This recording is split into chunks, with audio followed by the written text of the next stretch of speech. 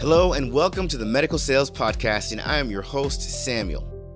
In this podcast, I interview top medical sales reps and leading medical sales executives across the entire country.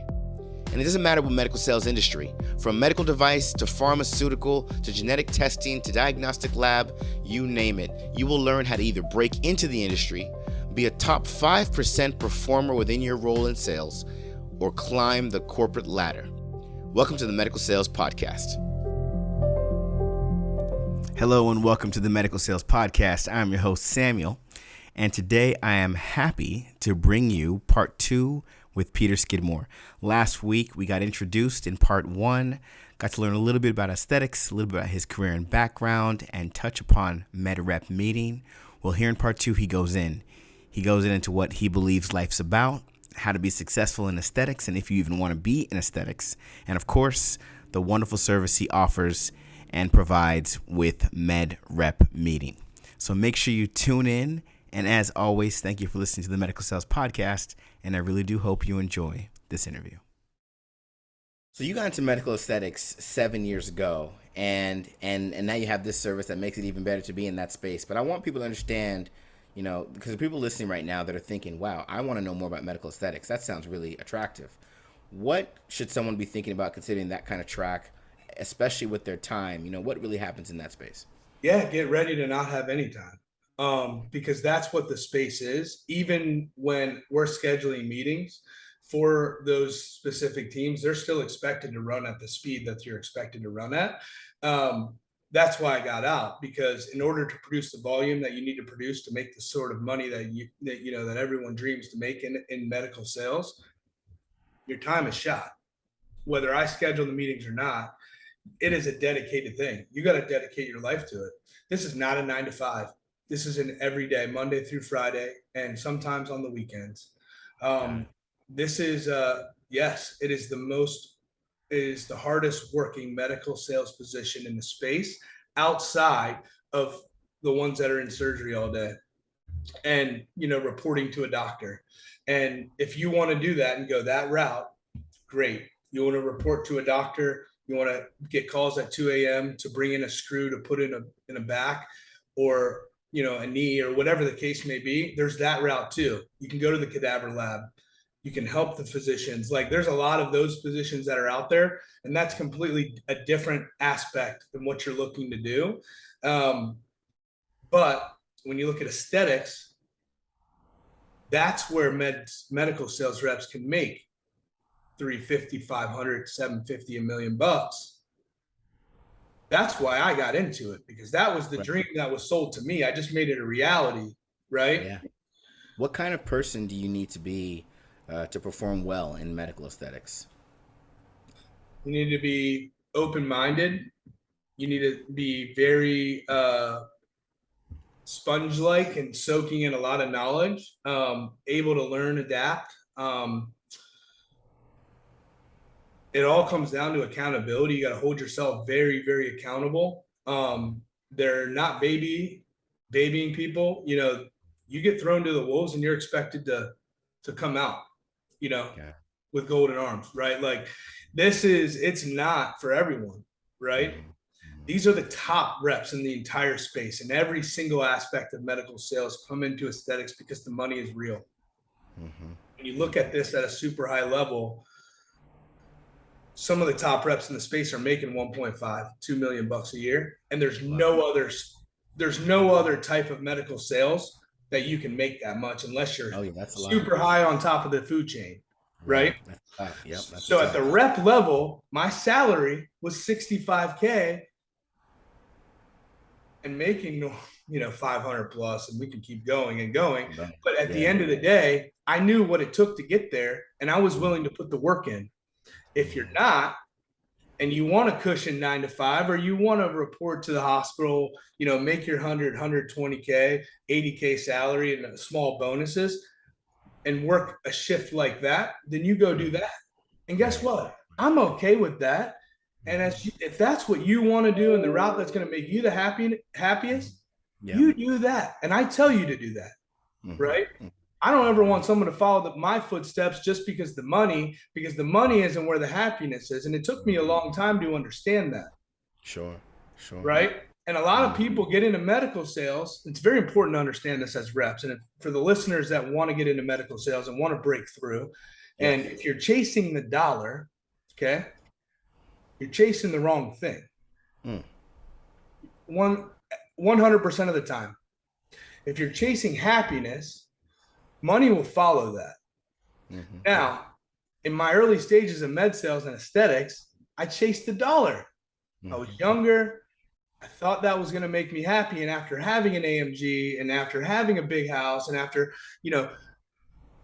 doing all these things that I thought created happiness, in reality, I lost all the time that was way more valuable than any money that I brought in. Now, it took me a long time to understand that, though. Right? But for the people getting in, medical sales is different in other avenues, right? You can be an order taker. You can be a rep, someone that is an assistant in surgeries. You can be in pharma dropping off samples, talking about what this does for the patients, right? Those are all needed things. And if that's what's going to make you happier to do that and have more of a schedule and I know I'm going to make this every year and I know this is what I have to do to make that. You do that if that's what you want to do. Right. Aesthetics is the next game when I'm talking about financial, but you have no life. You're giving up time to make X, to create something that you want to do or love, whatever that may be, right? And you look at the guys that are in aesthetics, probably 80% of them have been to more than one company because technology evolves, right? Sure. And people jump, right? Sure. And it's a very savage space, right? It separates, what they call back then as the men from the boys, right? And although I hate to use that term now because it's sometimes it's not socially right to say that, but in all honesty, that's how they built that space, right? And that's not from me, that's from everywhere coming from above, right? Separating the men from the boys or the women from the girls, right? Give the audience an example of what it means to be in a savage space. I think that's important to understand. Yeah, very cutthroat. When you hop into aesthetics and you think you're the best at where you came from, you need to humble yourself because you're getting in the pool with a bunch of sharks and you better know how to swim really well. There's no holding back. They don't redshirt freshmen, right? They bring people in that are high level because you have to be in order to turn a doctor in 48 to 72 hours on $200,000 to $400,000. These aren't long sales processes, right? This is not something that's going to drag out at a hospital for 6 months, 3 months, and great, you got a couple deals a year.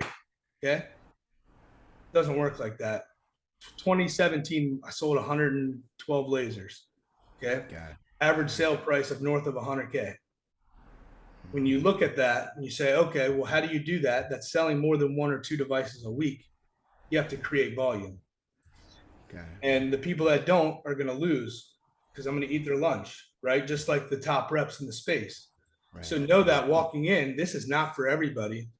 And if you come in thinking that you're going to crush, you need to humble yourself because you're dealing with the best in medical in general, right? This is the elite when you look at that.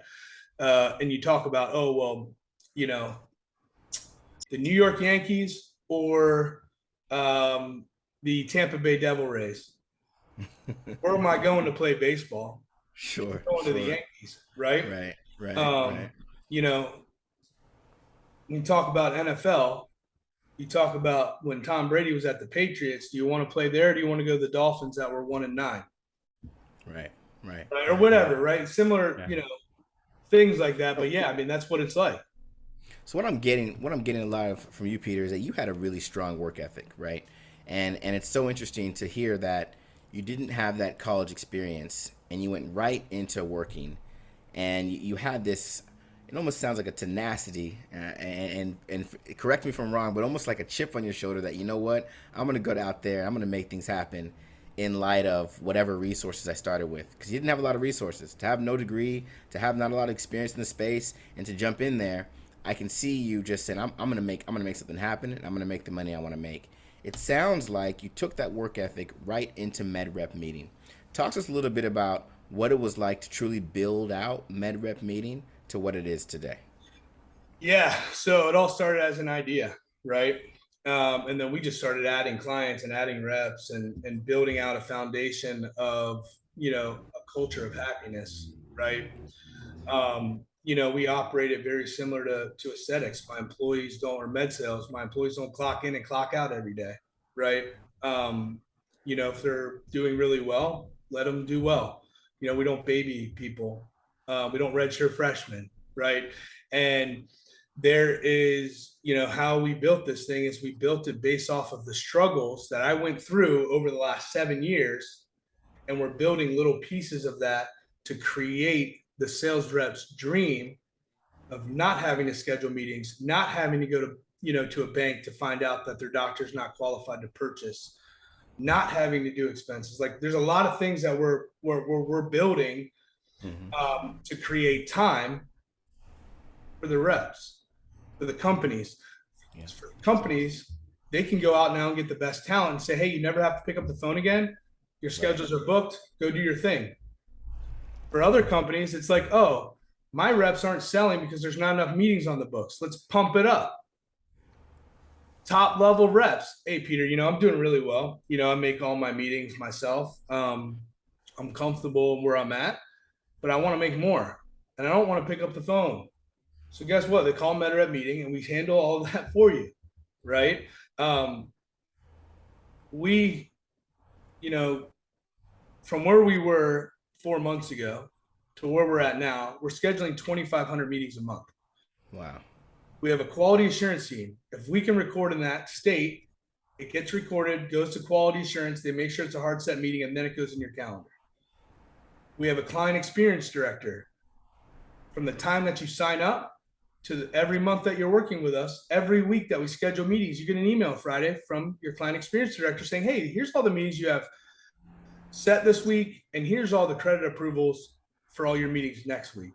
Everything is very streamlined to the processes of making your life easier as a rep by creating more time, but at the same time, adding opportunities to your pipeline to drive revenue.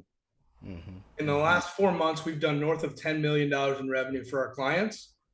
And I would expect that to double to 5X over the next 6 months. Nice, nice.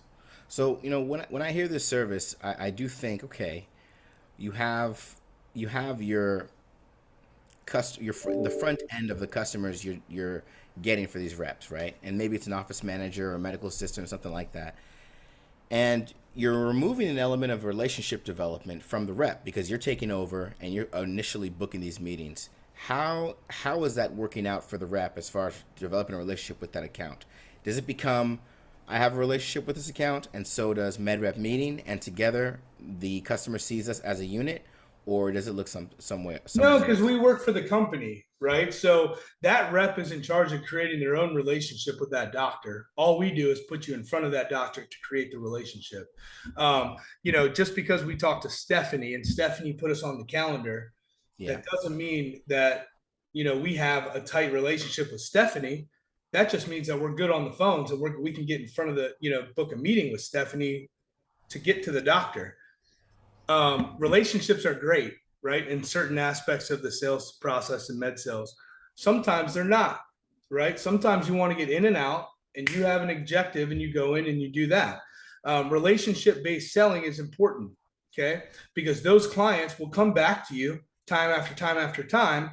But when our reps call to confirm, it's the rep working in pharma or the rep working in pain management. That's, maybe they called a chiropractor and said, hey, Johnny, this is Peter over at Sumis Medical Laser or whatever that company is, saying, it looks like my colleague had scheduled a coffee. I just want to make sure there's no allergies. And then they know that, hey, the meeting's hard set. They've followed up and confirmed the meeting.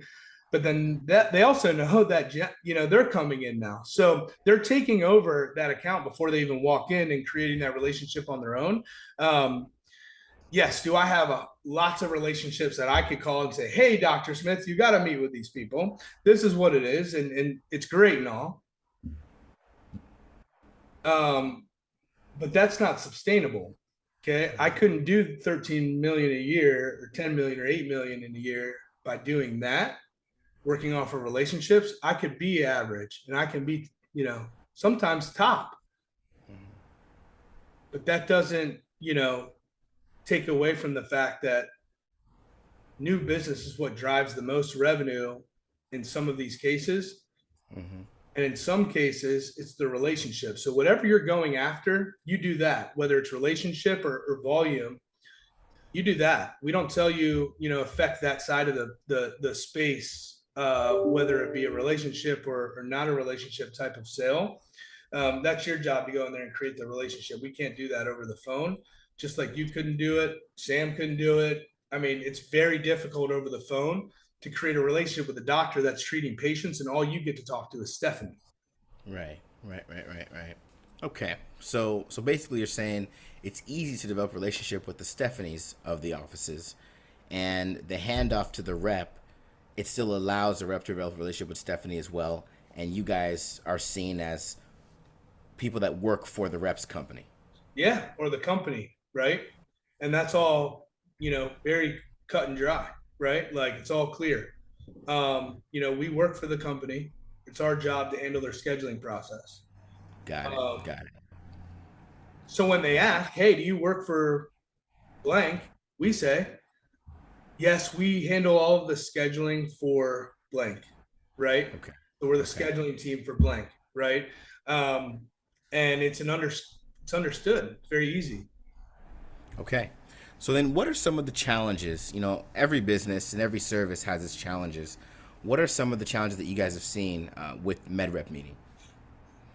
So challenges that we've seen are multiple things. There's a lot of uncontrollables in med sales. You have to understand in some parts of the country and some of the things that happen in the world affect how your meeting is going to go that day. Sure. And that's uncontrollable. We saw it last month or a month and a half ago, maybe 2 months ago in Northern California. Okay. We scheduled 100 meetings and they saw a 60% cancellation or reschedule. It was higher than ever. And it was with their reps and my reps. It was with both. You know what happened that month? The stock market went down tremendously. Okay. And physicians who've worked their ass off their entire career to build up the foundation, financial freedom in the market, got rocked, and they lost $500,000, $1 million, couple million in a couple of days. And then they see a rep coming in trying to talk to them. Guys, it's not a good time. It's like, stay home. Mm-hmm. Right? Mm-hmm. Because that physician is not in a very good mindset. Right. Because of what happened in the world. And it's something that we can't control. Right. And having that understanding, Samuel, I think it's really important for the medical reps who are watching and maybe the companies that are watching. There's a lot of uncontrollables. Okay.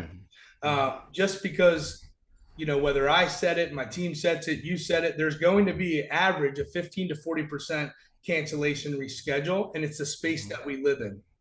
Gotcha. Doctors get busy with patients. They go into surgeries. They have things come up in their personal life that are more important than meeting with a rep. Right. And having a very clear understanding of that is going to help everyone. But that's the main struggle is understanding that those things can happen. Absolutely. And not getting frustrated when it does, when you've waited all week to meet with this doctor and then he gets pulled into surgery and has to reschedule a month out, and you're like, I was banking on this meeting for this deal. Right. Well, guess what? You should have 3 other ones in the pipe just in case this one cancels, so you can call one of them, order them lunch or coffee, and go there, right? Mm-hmm. Have a backup plan. When I was working in the space, I had 3 coffees 3 lunches and 3 afternoon meetings. And I knew to expect a 15 to 40% cancellation. So I can expect out of those 9 meetings that I'm going to have 5 that day. Mm-hmm. Mm-hmm. And so this is why volume wins, because of the uncontrollables. Right. So Right. that's the biggest struggle. If I were to give any advice is, accountability, execution of what you're doing, Mm-hmm. and figuring out what your main goal in life is. Mm-hmm. And you go after that, Mm. whether it be Mm. med sales or outside of med sales.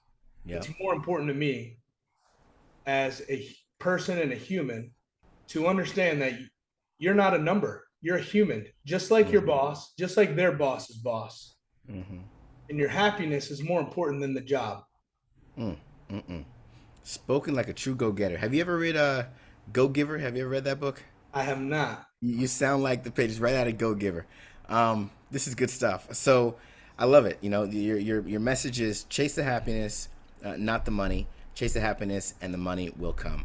I love how your outlook on life, and I love how you've taken your experiences and really transformed them into a philosophy that's giving you an evolution of the experience of life. I mean, that's what I like to call it, right? You've literally evolved your success. So, with the listeners out there, everybody listening out there, I want you just to share something on what is your driving philosophy outside of chasing the happiness. What allows you to keep that perspective, stay high functioning, grow this company to all the success it's having? What's helping you do that? Yeah, my end goal is time, because with time I can get anything I want, right? I can go travel the world with my wife. I can lay in bed all day if I want. I can watch football all day on a Sunday.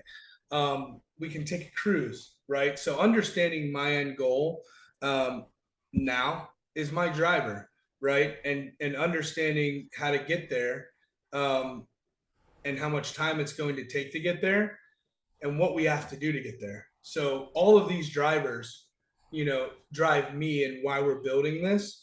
But now, with 25 employees, right, the drive has changed a little bit from that, Mm-hmm. right, to now I have both. I'm worried about my end goal, getting there, but now I'm worried about the happiness of 25 people, Mm-hmm. because whether they work for me, whether they work for somebody else, I'm more worried about their happiness. And if somebody's unhappy, then we have to fix that and figure out why that is and execute. So my driver is really for everyone to find the most valuable thing in life, which is time. Because when you can have the most valuable thing in life, then you can have whatever you want that's going to make you happy. And that's important. So that's my driver, right? But also I have a 3 and a 5 and 9 and a wife that I look at every morning and every night and know this is why I live. Mm. But I'm living for the time, because the more Right. time I have, the more time I get with them. Got it. Got it. When you wake up every day knowing that today could be the last day that you wake up, let's go after what that looks like. And always the answer is time. I like it. Hey, come on, Peter. I love it. We're gonna wrap this up. You dropped a lot of pros of wisdom. I think everyone's well versed on MedRep Meeting, and just from hearing how you've created this business and really grown this company, it's hard to not want to work with you. So we're gonna have a little bit of fun now as we close, and I'm gonna ask you a series of 4 questions. You have less than 10 seconds to answer them, and then we're gonna go ahead and wrap it up. Sound like a plan? Let's rock. All right. So, what is the best book you've read in the last 6 months? The best book Scott Leese. Now I can't remember the name, but it was written by Scott Leese, and the name of the Okay. book is it's about positioning and mindset selling. Oh, Scott Leese. I'm gonna have to check that out. All right. And what's the best movie you've seen in the last 6 months? Oh, the best movie that I've seen in the last 6 months. It's probably gonna have to be Two for the Money. Two for the Money. Why do I? It sounds familiar, but I don't know it. Who's in Look that at one? it. It's when Matthew McConaughey was young. Oh It's got wow, Al Two for the Money. Pacino, Oh man, I Matthew feel bad now. McConaughey. Okay, Oh, I'll check it out. Samuel, you'll like this movie. Two for the Money. I like it. All right. And then What's the best meal you've had in the last 6 months? Oh, not gonna lie, that my wife got some Hello Fresh the other night. We get it delivered, and she gets to Uh-huh. cook it. But she Yeah. made some. It was like a teriyaki sesame rice bowl, and it was, Oh, wow. it was unreal. So Really? yeah, I like a nice home cooked meal, and sometimes we get Hello Fresh because it all comes ready to rock, and she just got some. Yeah. And yeah, man, it was good. Okay, see, I did it for a minute and then I stopped, but I'm encouraged again to revisit it, so I'll check it out. And then lastly, what's the best experience you've had in the last 6 months? The best experience I've had in the last 6 months was is really wrapped up in a lot of things, but I think the experience of strengthening Mm-hmm. my relationship with my family, with my wife and kids, that experience as a whole has been something like no other. Mm-hmm. Um, because I have the time now to do that. Mm-hmm. It's enabled me to create that, which is really, really, important. Peter, couldn't be said better. Thank you for the time you spent with us today and Thank just you being for on the Medical having me, Sales Sam. Podcast. Yeah, appreciate Absolutely. it. We can't wait to see more from MedRep Meeting. How can people find you and how can people find MedRep Meeting? Yeah, you guys can go to my LinkedIn profile, Peter Skidmore. You'll see Creator of Time. And then you can also check out www.medrepmeeting.com. If you guys have any questions about how the service works, send me a PM through LinkedIn or go to the website, fill out the form. And then I can shoot you a text with my calendar so I can walk you through what this looks like. Awesome. Thanks again, Peter. Thanks, Sam. And that was Peter Skidmore. Chase the happiness. Don't chase the money. Don't chase the success. Don't chase anything that is of a materialistic value. Chase happiness. Though that's a philosophy that's not easy to not get behind. I like that. Chase happiness. For anyone listening, think about that today. Assess how you're operating. Do you chase happiness? Are you chasing something more materialistic? In fact, I would even challenge you listeners out there. You can always visit our website, evolveyoursuccess.com, and you can leave us a note. You can go to the podcast page and leave us a note, a voice note. I would challenge anyone listening to leave us a voice note and tell us what you're chasing. That's number one. Number two, we've been doing these episodes for a while now. I mean, just a few weeks ago, we had our 100th episode. I still can't believe it. And we always get feedback from our listeners. And there's something that was mentioned to me, and I've heard it more than once. That's why I'm bringing it up at all. That they wouldn't mind our episodes being longer. I'm not sold. I always believe that as a medical sales rep, or even as someone that's busy, that wants to get into medical sales, you only have so much time. And it's very important to me that you get everything that we discuss on the Medical Sales Podcast. However, I am also a podcast listener. And I do recognize that I probably have one of the shortest episodes out there. But it doesn't mean that we will not continue. But I want to hear from you, our listeners.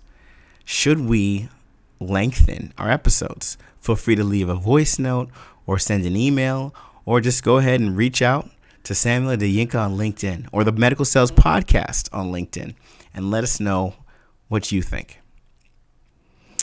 And of course, if you're someone out there that wants to get into the medical sales industry and you've been listening, you already know what I'm going to say. Well, I'm going to say something different this time. I'm going to ask you to invest in yourself. If you are serious and you have given yourself the opportunity to get out there and you're not getting interviews, you've given yourself the opportunity to interview and you're not getting past the second or third round. And you're asking yourself, okay, what do I got to do to get in? Maybe this space is not for me. I am going to call you on that right now and stop that whole train of thinking. And I'm going to ask you to invest in yourself Visit evolveyoursuccess.com, select Attain a Medical Sales Role, submit the application, and have a conversation with someone on the team here at Evolve Your Success, and let us change your life.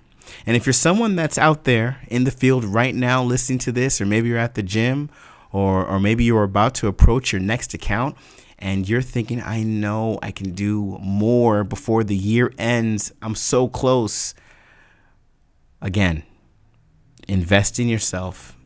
Go to evolveyoursuccess.com, select Improve Sales Performance, submit some information, schedule a call, and have a conversation with a team that knows how to help you transform your experience and get you exactly where you want to be. As always, thank you for listening to the Medical Sales Podcast, and make sure you tune in next week for another episode.